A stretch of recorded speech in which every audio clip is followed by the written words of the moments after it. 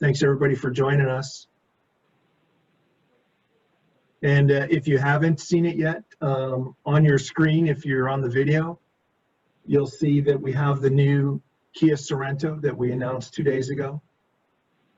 And it is an absolutely gorgeous vehicle, absolutely gorgeous. I mentioned previously that Jerry and I were in California in January and happened to be able to pour through that vehicle and sit and enjoy its amenities, but it is a beautiful, beautiful vehicle.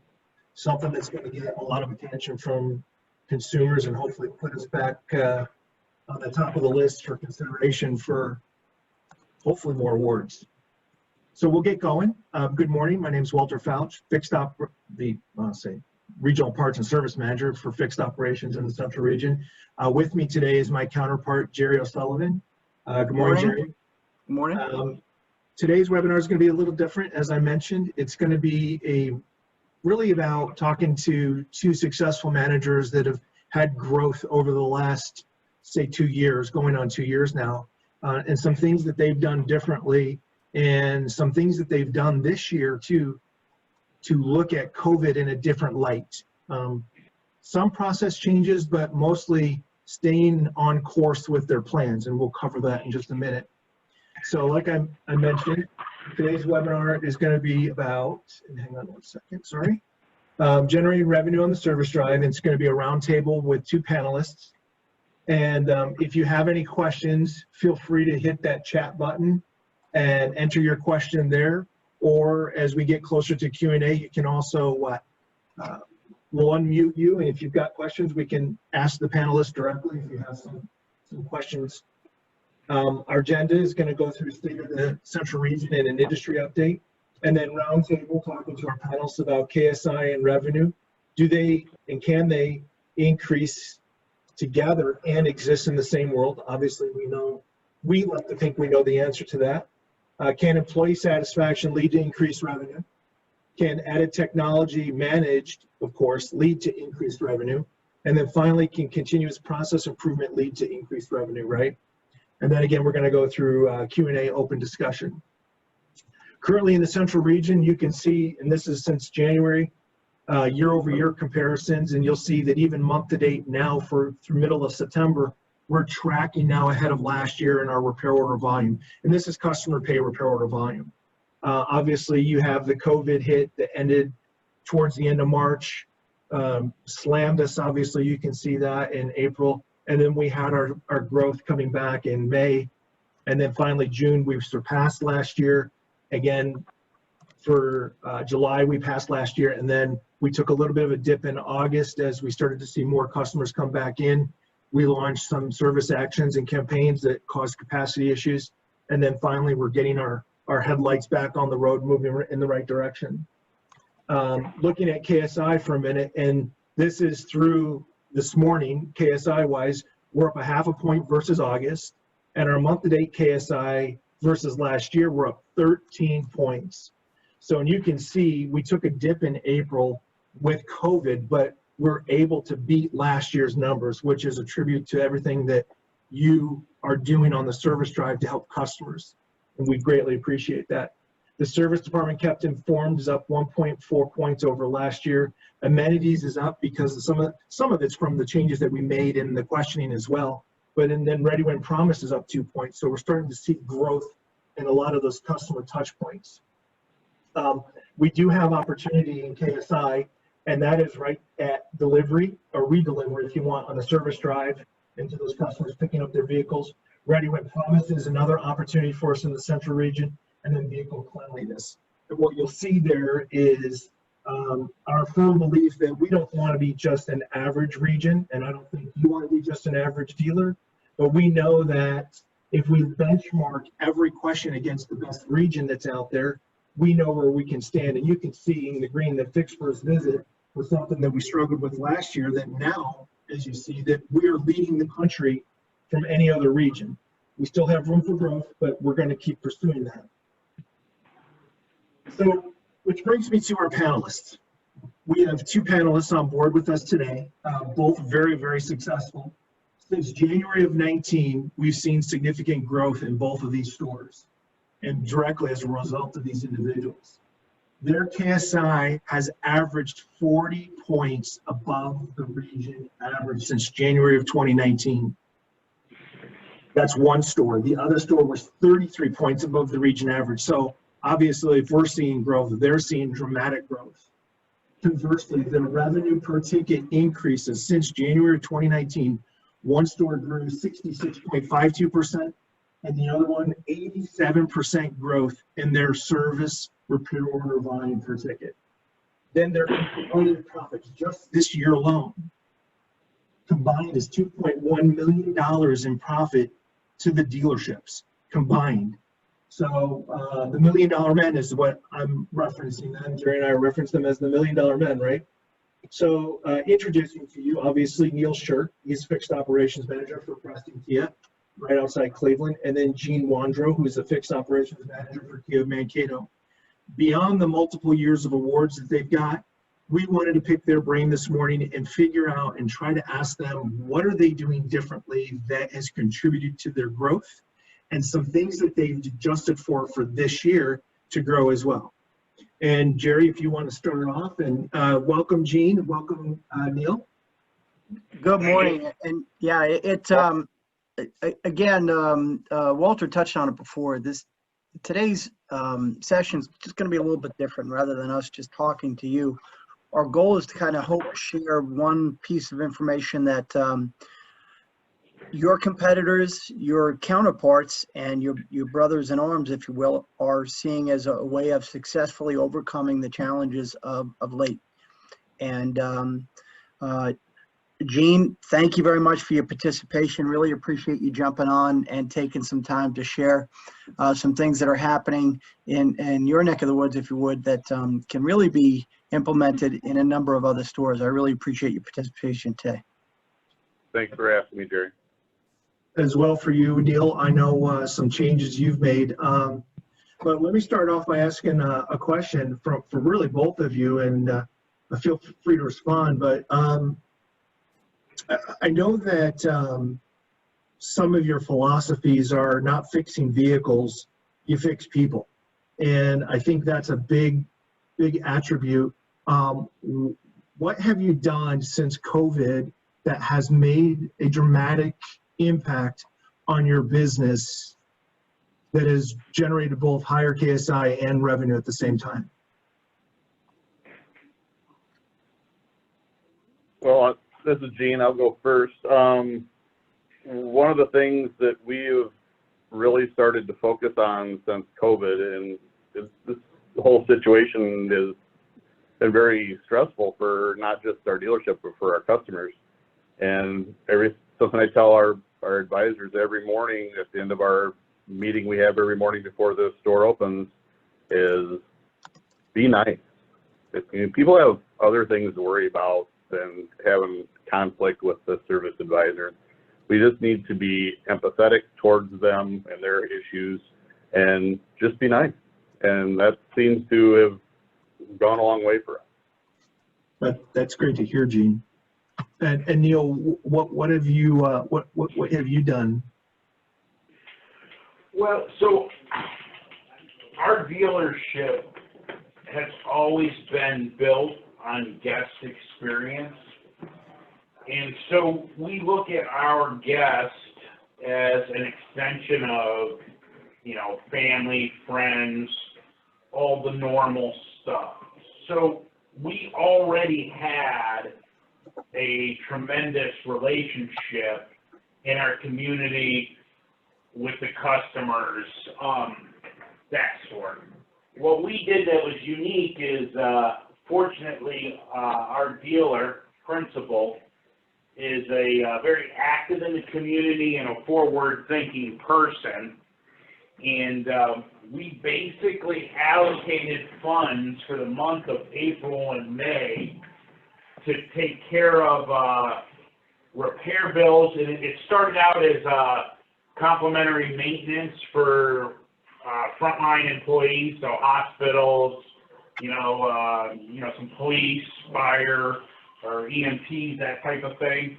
And then we ultimately extended it to anybody that was displaced, unemployed, basically, or basically just came in and said they didn't have money to fix their car. And so we increased our traffic during COVID. We had the initial slowdown in March, beginning of April, but we launched that and it carried us through the end of June. And we basically injected probably 30 new customers a day into our dealership that have never been here before. Wow. You know, we spent a couple $100,000 giving free maintenance away, repairing people's vehicles. We sat down, managers in each department would sit down with the people, the customer, and talk to them about how and what they wanted to fix on their car, what made sense. They would participate some if you know, some people are obviously, pride wants you to pay for some of the repairs, and we did that to our customers, for our customers, and we also did it for our employees. We initially had a couple employees that took voluntary layoff. We brought them all back within 3 weeks because we actually saw an increase in traffic. But again, our investment in our community is, and then just treating the people like I said, family and friends, that's what gave us momentum. And we're seeing it now. Like right now, in our service departments, we're all about talking about your next visit. Right. So everything today centers on the future. Everything that we're doing today, we hope we've already prepared you for previously. We talk about the future. The future, which is the present today, is from COVID. We pre-book your next appointment. We schedule you a communication with our service BDC that basically says it's been 3, 4, 5, 6 months. It's time to come see us again. A welfare check to have you, and so right now we've increased our staffing in our BDC because you know, we're looking at a third more business based on our, you know, our COVID numbers. So we're anticipating the residual effect to last. You know, it's going to roll over into an increase in our business over the next 6, 12, and 18 months. Neil, that's awesome to hear. That's a lot of forethought in trying to manage that. But when you get your headlights out there far enough, I guess you can really take advantage of that too. I do want to circle back to Gene real quick on keeping your teams motivated, because that seems to be some concerns that are out there, because upset employees impact both your revenue generation and what you can sell to the consumer, but also from a KSI perspective and how the customer's treated. How are you keeping your teams motivated? Obviously, I know you said you do the round, or let's call it a huddle in the morning. How do you keep the teams motivated, Gene? We go over previous day's sales every morning, kind of look at things. Their pay plans are set up in a way that in order for them to be successful, they have to work as a team. It's not me type of a pay plan. So if they want to optimize their income, they have to work together, and it really does pay off having that pay plan set up the way it is. And mainly that portion is overall department sales, and the biggest portion is their KSI numbers have to be where they need to be. Email capture rates, response rates, reach rates have to meet the KPC or the Kia numbers for the performance center payouts. They have to meet those for the dealership payouts as well. So they work together to make sure that we're getting information from our customers as far as the email, good email addresses, and we stay communicating with them, the customers, both by phone and by email. And they really have bought into the team concept, and that's a big part of our success. That's awesome. That's fantastic. Hey, I've got a question for each of you. I mean, obviously, you're adept at taking care of customers, which is key. And we also kind of know that for the most part, happy customers have a tendency to spend a little bit more money. How do you guys track sales and closing rates on your repair orders? Because I think really what sometimes is you can forget is when you get really busy and the revenue is coming in, you forget about reviewing the lost opportunity. So how do you track sales first and foremost, and how do you handle any missed opportunities? How do you measure that? We do daily pull a daily report that shows all vehicles that were here the previous day that have over 60,000 miles on the car. So basically vehicles that are out of warranty, and it shows the hours per RO. It shows the RO numbers, so we can pull those ROs and we can review them and find out, well, you know, where things went awry. Now, some of those ROs may be the customer came back after they were here for, say, an oil change and a tire rotation, and they did the multi-point, and they just didn't have the time or the funds to do the repair at that time, and they came back. Some of them are ones that were here and we've covered things with, and they are left with the information that they needed to make a decision and come back. Some of the customers made the decision to fix it the same day. Our concept or our philosophy is very low pressure sales. Provide them with the information. It's their vehicle.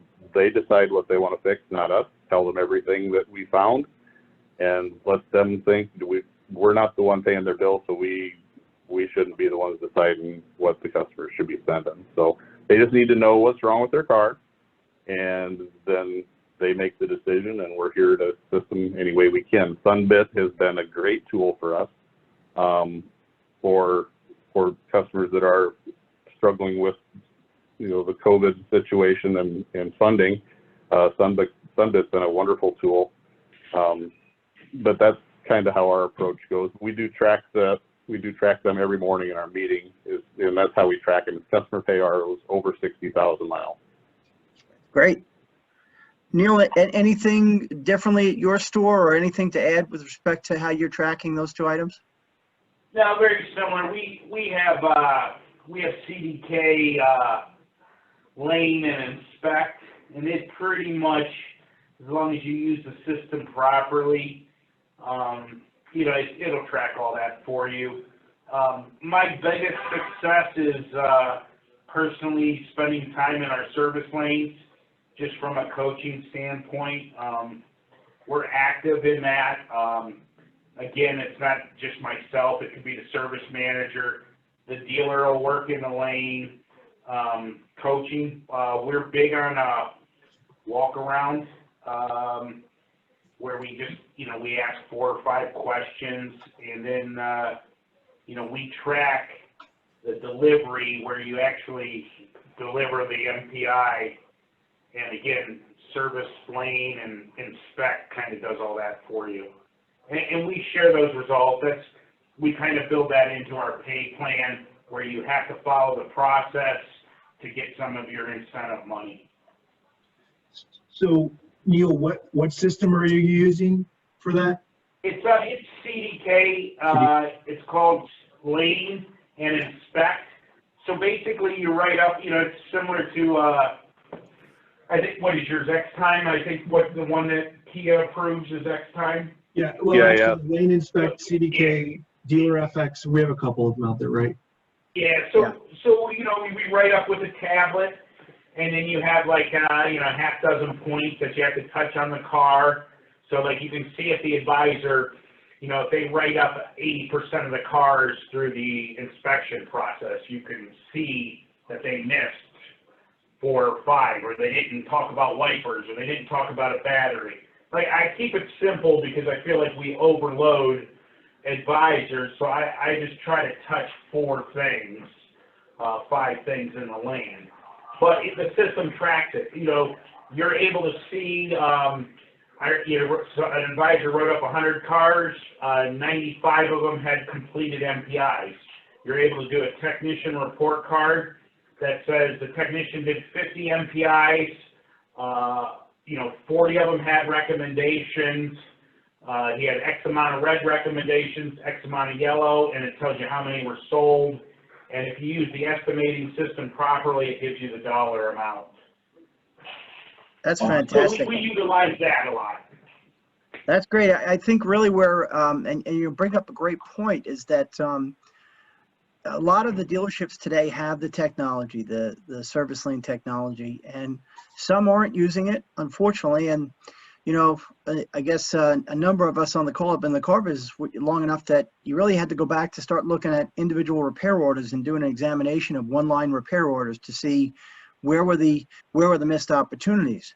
Well, unfortunately, if you're still using paper MPIs, that's the only way you're going to be able to measure closing opportunity and closing rate. And I mean, sales and finance actually years ago moved to an automated system that allows them to track that instead of tracking ups and closing rate in the binder. And yet it seems that some of us are still okay tracking a paper MPI. And that either leads to two things. One, a lot more work to track your closing ratio, or you're just not going to track your closing rates because you're not going to take the time to do it.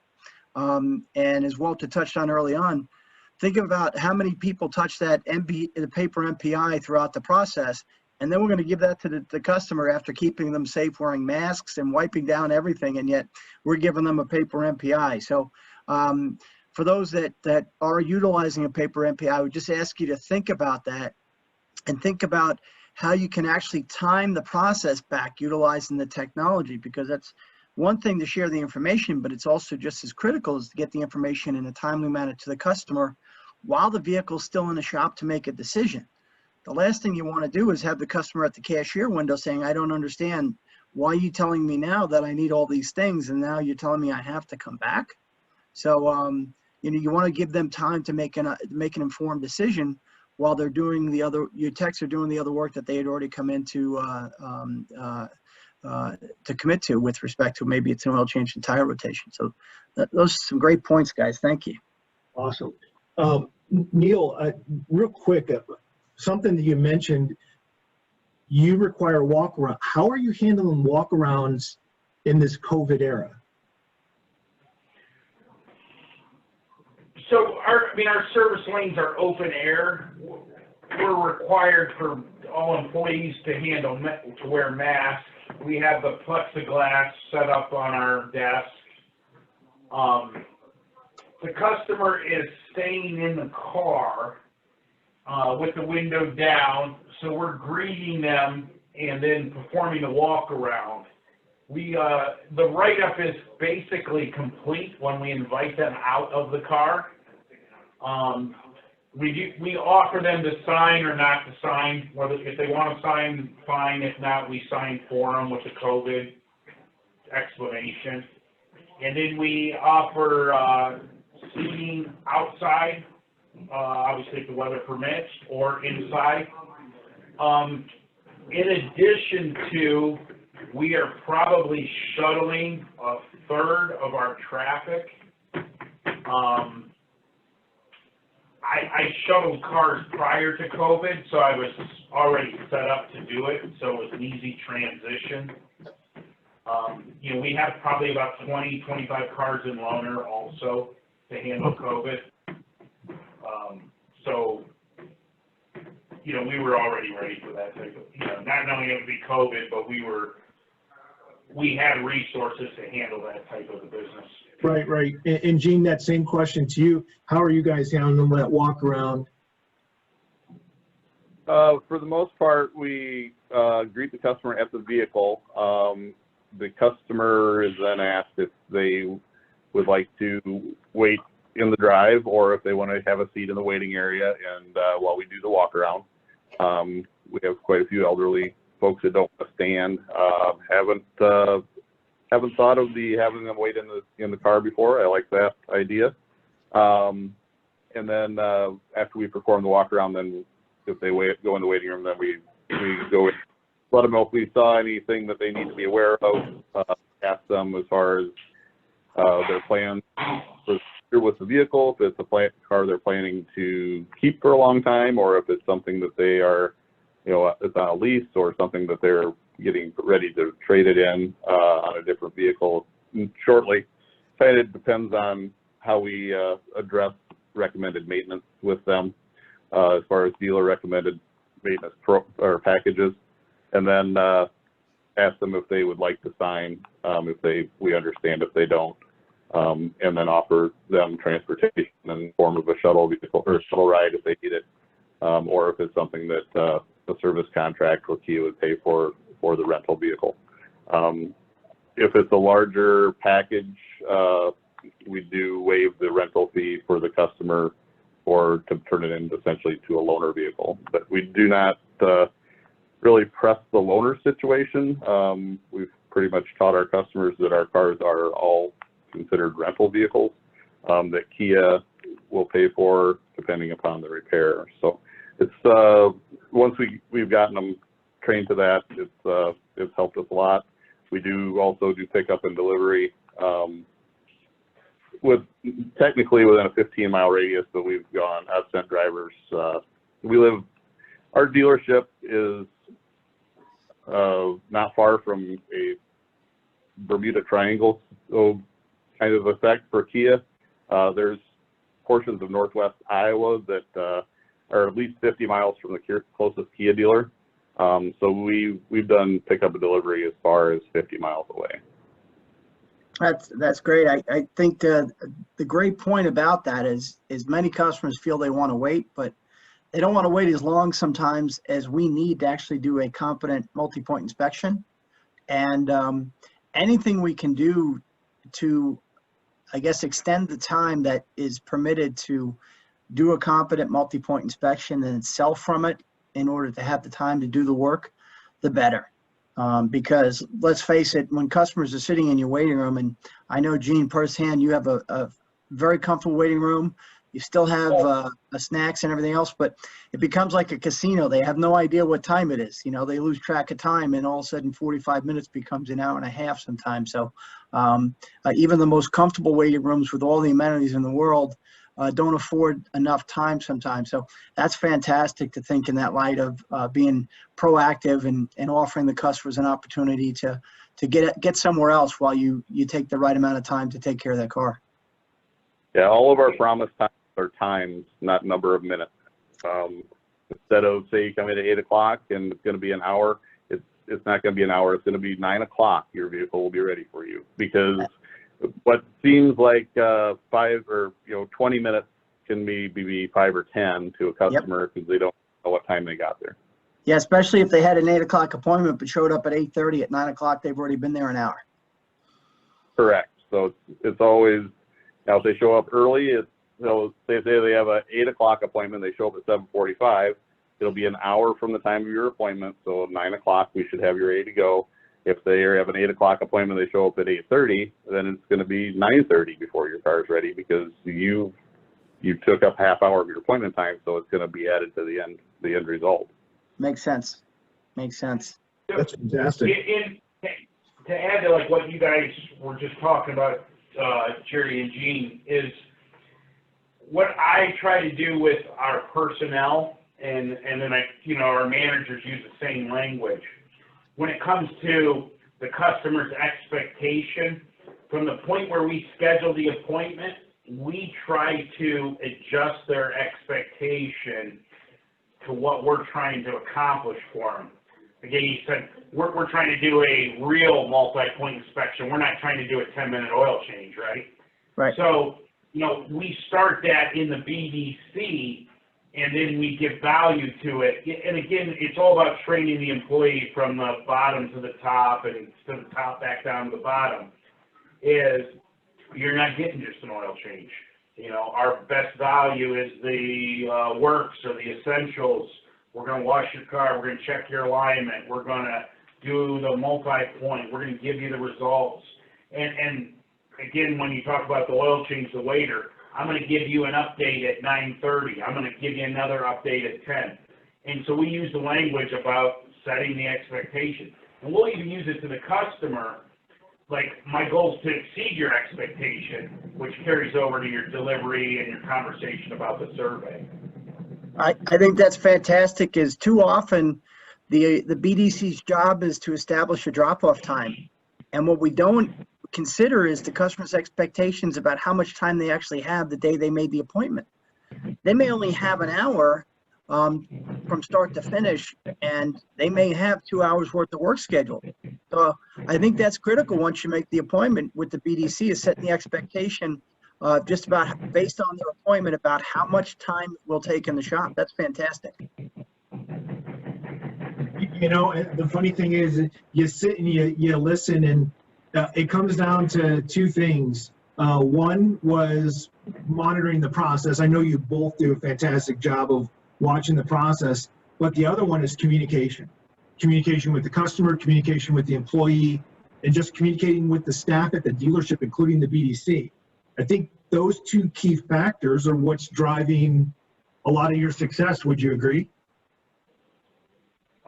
Absolutely. Actually, Walter, like what you just said about the employee, a couple of years ago, and I've been with Preston for a long time, so a couple of years could mean 10 years ago, but I remember, like, it was a couple of years ago, we had we had somebody come in and we questioned our employees, and we just tried to improve management through our employees and what they want. And what we learned was a lot of our employees have, even though we have all these statements, mission statements, and we get together every so many months and have a dealership meeting, they truly didn't understand what we were trying to accomplish from a management, from a business standpoint. So what we started to do was we started to train, even though, you know, you have somebody that watches your cars, they don't understand that when we sell a car, you know, they go, oh, when we sell cars, we make money. And it's like they don't understand that they're very, very important, right? And so then you start to actually educate them on how you make money selling a car versus keeping it a secret, or how you make money selling a part versus keeping it a secret. And so once we train the employees, like on just the business aspect with it, which takes time, like all of a sudden they started to embrace their role within that more. You know, all of a sudden you take pride in washing a car, you take pride in picking up a cigarette butt, or fixing a trash can, or wiping up a coffee mark, or, you know, somebody pulls their car up and it's not dry enough, or, you know, you see, you know, where you can wipe a grease print off. All of a sudden you take responsibility for, you know, something maybe somebody else should have done, but everybody's paying attention to detail.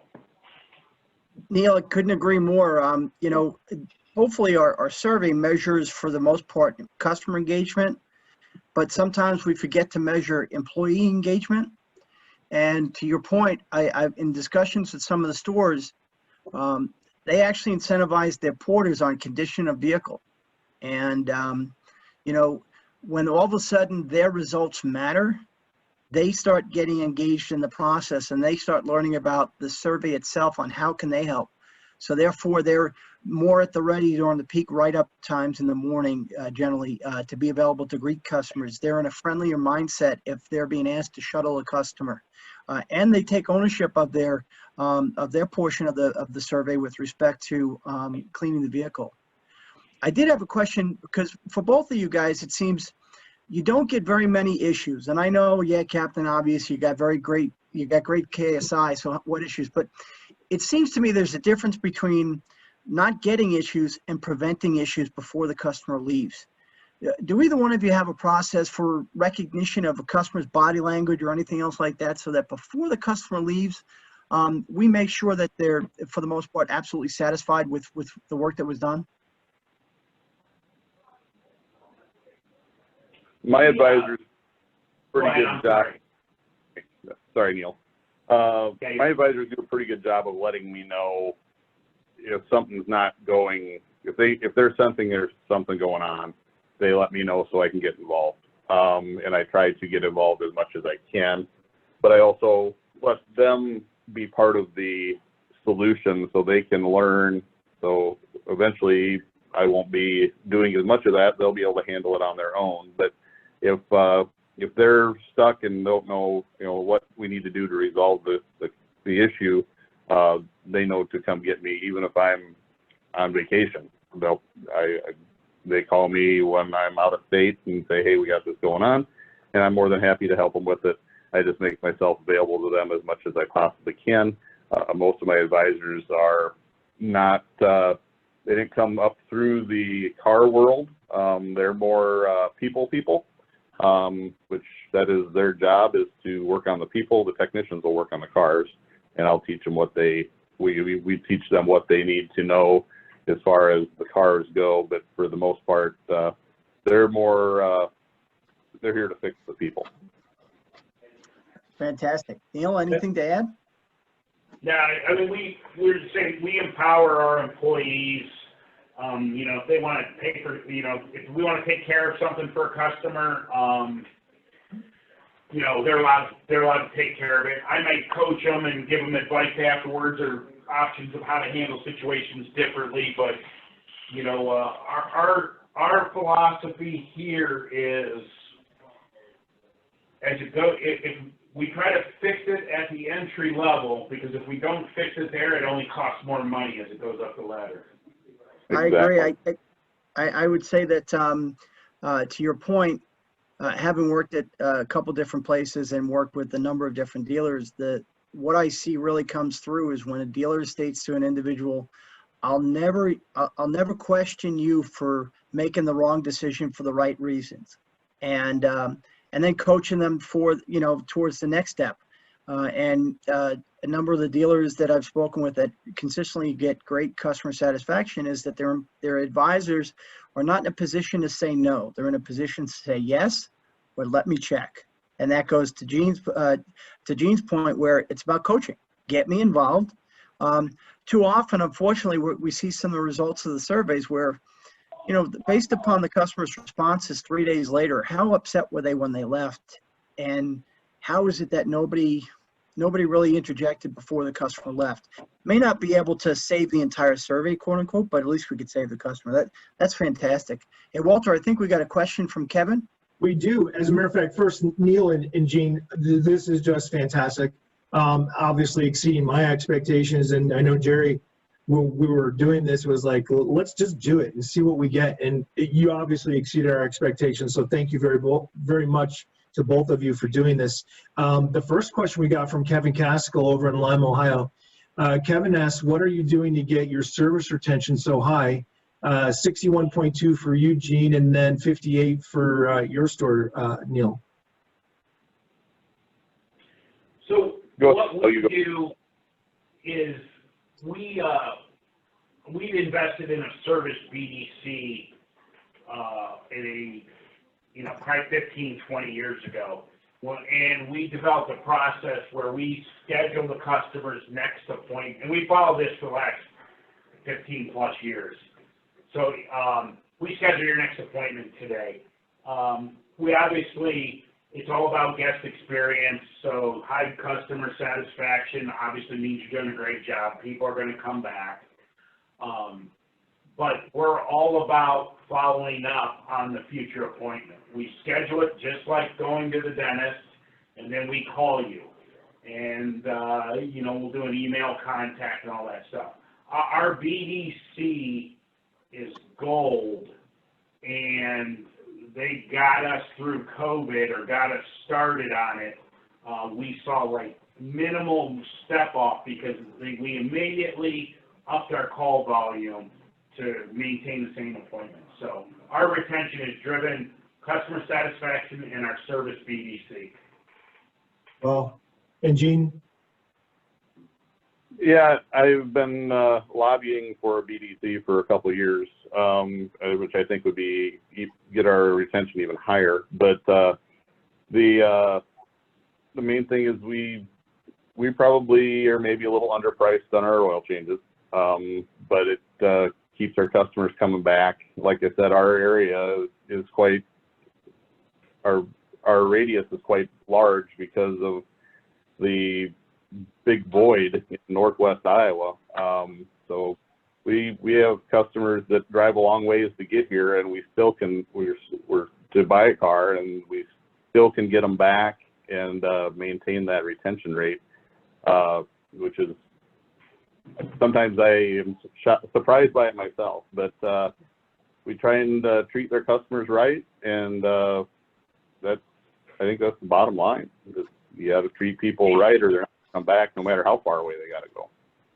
And Kevin, Gene, are you guys in the country? Am I gathering that correctly?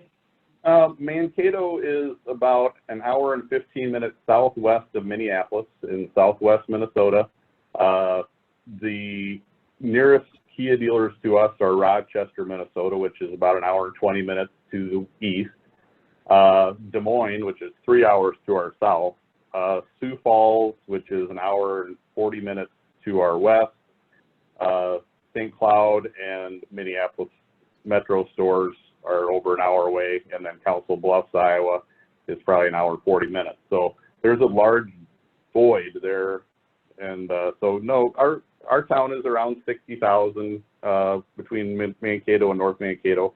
And then we have several smaller outlying towns, but there's a big chunk there where we kind of have to share between some dealers that aren't real close to us. Yeah, everyone might be confused because going back to those old enough to watch Little House on the Prairie, and Mankato was actually the big city back then, right? Yeah. you know what? So, Go ahead, Walter. so what? Go ahead, Neil. Go ahead, Neil. Well, so I was, you're talking to Gene. We are located outside of Cleveland, 30 miles or so. We have other dealers located, within a 30-minute drive from us. The largest town near us is maybe 10 or 12,000 people. We're in between a couple of them. There's no auto dealerships in either town. We're in a very, very small town, 1 square mile in between. We're in the middle of the 10th largest Amish community in the country. We do the shuttle. I run 50, 60 miles away to pick up fleet customers. I'll drive past 5 dealers to pick up a car because I give a competitive rate to a fleet. I give them shuttle, I get free loaner, all that type of stuff. But we drive our business through our BDC. So we have a couple other car lines. So when you're asking for a BDC, whatever you're doing to get your business where it is now, which is obviously awesome, you'll double it if you have a good BDC. My BDC last month, I think there's 7 people that work in it. They booked 2,700 appointments. Now that was for more than just our Kia store.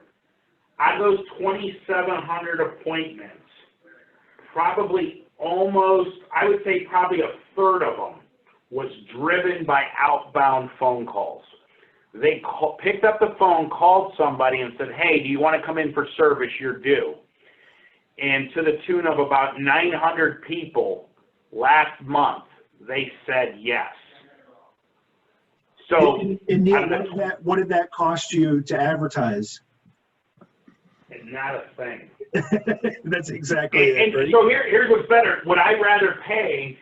I could pay for advertising to the tune of let's say it's 10 grand a month, or I could take that 10 grand, divide it up between 3 or 4 people that I like and that I meet and I get to talk to every day, and I get to give it to them instead. Yep. And then those people will, advertising can only end up in your mail or your inbox or whatever, or on a sign or on a TV. That's all they can do. These people, if I'm in a pinch, they can come out, jump in a car, and go pick up a customer for me. They can, they can send their aunt, their uncle, their friend, or whoever in for business. For whatever reason, we installed a service BDC before we installed a sales one, and it never went away.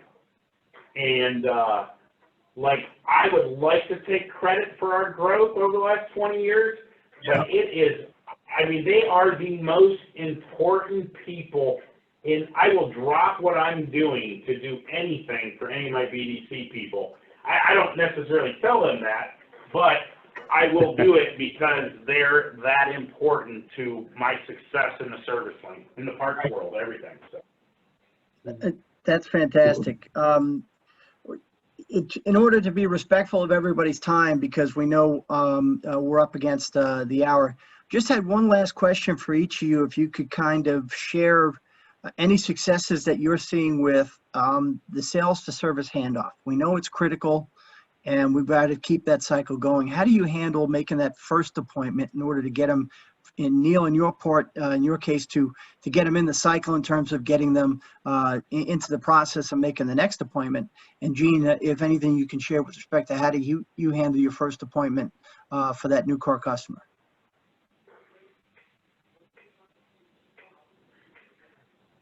Go ahead, Neil. So, thank you. What, actually our BDC manager takes the reins there, and upon delivery, so that the salesman actually communicates to the customer. They have a worksheet they fill out. It basically says, how much do you drive a year? Where do you drive your car? Do you think you're going to accessorize it? You know, just a couple simple questions that while you're doing a deal, you can say, hey, just fill this out for me, just informative. That sheet basically goes to our BDC manager, does a follow-up call, schedules the first appointment based on that sheet and the conversation with the customer. If they don't get a hold of the customer and talk in real time, an email goes out. The email is personalized. It's not just a it's a template, but it doesn't appear to be a template. The BDC manager physically sends it to the customer. We don't necessarily email you and call you. It's only if we don't get a hold of you. So we just make it personalized, and then again, our BDC manager knows how to communicate what we're trying to do. So we started that, I don't know, maybe 2 years ago, a year and a half ago. We started doing it that way, and our success went up. That's awesome. Gene, anything to add? Yeah, not having a BDC, we pretty much rely on the salesperson to initiate the handoff, to bring their customers back, introduce them to the advisor staff, and ask them if they would like to schedule their first appointment. It's about 50% of the time that the customer is like, well, I'll just call you when I'm ready. I don't know when I'll be ready at this point. We try to help them determine that, but like I said, we try to be low pressure, and say, hey, we're here if you need us. Give us a call. Here's my business card. There's no dumb questions. If you have a question that you want an answer to, give us a call. That's why we're here, and we let them go from there. But yeah, we could do a lot better job on the handoff from sales to service, and we're working on it. BDC would be a great help. Absolutely. I do think, though, that with or without the BDC is just the one that's responsible for making the appointment. I do like the worksheet that you have a process flow, so you're setting the expectations that the customer is going to be contacted. I think it does a number of different things. It validates a good email if they're not available by phone. You can confirm all that information, and I think it probably offers another opportunity to say, why service here? I think what we're starting to see with the newer volume, the newer vehicles that we have, Telluride, the new Celtos, starting to get a new mix of customers that have varied degrees of experiences with other brands that treated them like this. And I think the sooner that we could adapt to that, because let's face it, if you look at the images of the new Sorento that's coming out, that's not changing. The new K5, that's not your Optima customer. So we're starting to see a significant opportunity, as well as all the units in operation you're starting to see with some of the campaigns on the older vehicles. Scheduling appointments not as easy as it used to be in a lot of our stores. So whatever we can do to kind of hold that customer's place in line ahead of time is really a value added for retention. So Gene and Neil, thanks on behalf of me. I just want to say thanks for taking your time and to share some of the things that that you're seeing and your successes. And most importantly, thanks for what you do every day to contribute to the success of the Central Region. Absolutely. And I'll open it up to other questions. I know we've only got one that came through on the chat. If you want to open up and ask a question, feel free. Give it a minute or two. Anybody have any questions for our panelists at all by chance? John, Joe, anybody? Beautiful. Thank you very much. I appreciate it. Obviously, you know, you can always reach out to your DPSM and ask a question if you need to, and kind of get Walter? that. Yes. Walter, can I ask a question? Absolutely, James. The retentions of both dealerships are very high. Do the front ends of the dealership happen to sell any prepaid maintenance or bundled maintenance packages, in-house bundled packages? Could you ask them? We have a decent amount of prepaid maintenance packages through Fidelity or JM&A. That's the only company we use for our prepaid. But I would say it's not extremely high. I would say 10% of our customers have the prepaid packages. Okay. Okay. So do we have any JM&A people on here? No. Okay, I can't stand JM&A. So, Walter, that's what I was talking about right there. Yeah, I know. So we give away, anybody that buys a new or used car from us, we include complimentary maintenance for the first 2 years. It's 4 oil change and rotates, 1 set of wiper blades, and 1 cabin air filter. All 4 visits require a copy of the maintenance schedule given to the guest, and we talk about the future recommendations. The idea is we're giving you a green report card for the first 4 visits, and you know that's obviously an easy sell because you don't need anything. So by the time you get 25 and 30 and 35,000 miles, we've developed trust and all the good stuff, and you know now the maintenance we told you was coming some of it might finally be here.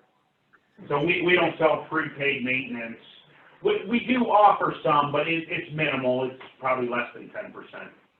Neil, what's the cost that you write off to policy for that? Do you write it off up front, or do you amortize it, or how's that accounted for? No, we just put it to our advertising account monthly. Okay. We do a lot of different promotions. We audit. We have a person that just audits our advertising account to make sure that somebody's not putting stuff there that shouldn't. Okay. But, we do. I heard Gene say, you get a cost-effective oil change. Nobody around here can.